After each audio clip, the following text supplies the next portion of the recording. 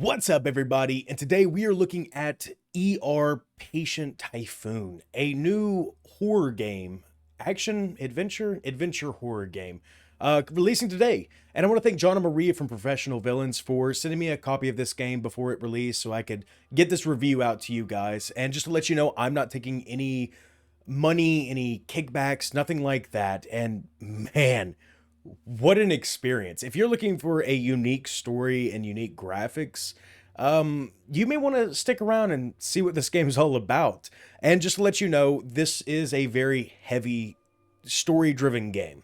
So I'm gonna keep the story aspects to the minimum, and I'm also gonna keep footage to kind of like the first half of the game, because the other half gives away a lot of details, and I don't want to do that, because if you're interested in this game, trust me, play it for the story. But let's just get with that. And if you guys actually do like this review, don't forget to hit like, subscribe, and the game will be down in the description. So let's jump into this.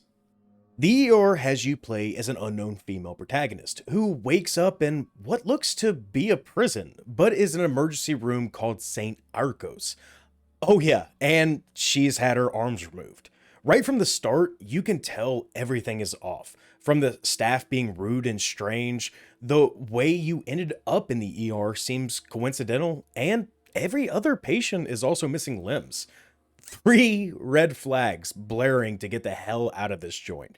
In your escape, you'll find that the true intentions of the doctor and run into some unique and oddly gruesome enemies. With the disadvantage of no arms, you're going to need to use your wits, hide, and run to survive. With those wits comes the mechanics of the game, with simplistic controls either being played with keyboard or controller. No need for a mouse where we're going. Sorry, Remy.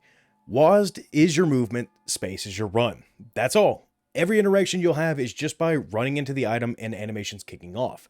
Now, the only issue I had with the controls was the sprint. It's short, no way to cancel it, and in some chase sequences, it takes a hot second to start sprinting again. Now, I understand most of the reasons for why sprinting is designed this way. Your character is slightly drugged and really not having a sense of control or balance because she now has the body shape of a dart. The controls while running, though, is something that gets in the way of the overall gameplay. On a handful of times, I needed to run from a creature past some objects, and would find myself caught on them and eventually would die. Something that could easily be avoided with just a tad more control. Now, this could easily be avoided and dismiss the frustrations of dying 4 times to a liquor dog hybrid because of a yellow barrel. And that's really the only issue I've seen in the game when it comes to mechanics that I had any problems. The puzzles in the game are simplistic, with few that need little digging to figure out the answer, and most of the story's backgrounds are found on notes scattered about. Enemies and chase sequences are great and add a lot of tension to the game. Now, really the only issue I found is that it seems you kind of have to go through some trial and error with new monsters or scenes. Dying may be prevalent on your first playthrough, and I'm rarely a fan of trial and error, only finding it acceptable in a few style of games. But I am happy to say I can look past this because they had the foresight into kind of adjusting the game where if you've beaten a puzzle or a scripted event, when you die and respawn, you no longer have to go through them again, saving me the time and effort from repeating them. And honestly, with each bizarre enemy having a unique kill and giving you an achievement for dying, it may be worth running back through the halls just one more time. Now, my favorite part, graphics and sound design. Graphically, it's unique, with its hand-drawn elements and backdrops being simplistic but conveying its message clearly, with the designs of the monsters gruesome and strange, and when you find and encounter a new one, you may be taken back and shocked for a second. I had a cold chill a time or two when they started chasing me, and one of the biggest components of this was all thanks to the sound design, with strange sounds from monsters, medical equipment, and many other things, all using directional sound, giving you a 3D feel inside of a 2.5D game.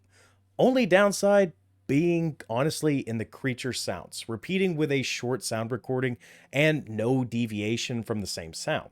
Now, the music that follows, if you can even call it music in some sections, brings a lot of the tension, with sections that kind of sound like scraping chords on a guitar to what just sounds like random plucking of strings, and sections of rising scales in the audio to build your fear and keep you in this state of unease.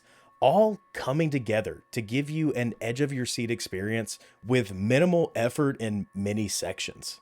Overall, it's the mystery of the ER and the tension is really what's going to keep you playing. The ER patient Typhon is about 3 hours long, at least for me, and this was the bad ending. So a good ending is achievable, also with a strange safe on the main screen that you'll have to find out for yourself what's inside. It's a wonderful experience that anyone who loves tension, a unique story, and world building must pick up. I give this a 7 out of 10, and this is a good score in my book. Yes, it has a few hiccups, but the story is something that drove me throughout the whole game in one sitting, and I would have started again if it wasn't so late in the night. So again, if this is something that looks even interesting to you, I would say without a doubt, pick this up. Link's going to be down in the description, as well as a link to the Discord if you guys want to come chat. Don't forget to leave a like and subscribe again, guys. It helps out the channel and lets me know if I'm doing things right. But like always, guys, I'll see you in the next video and have fun.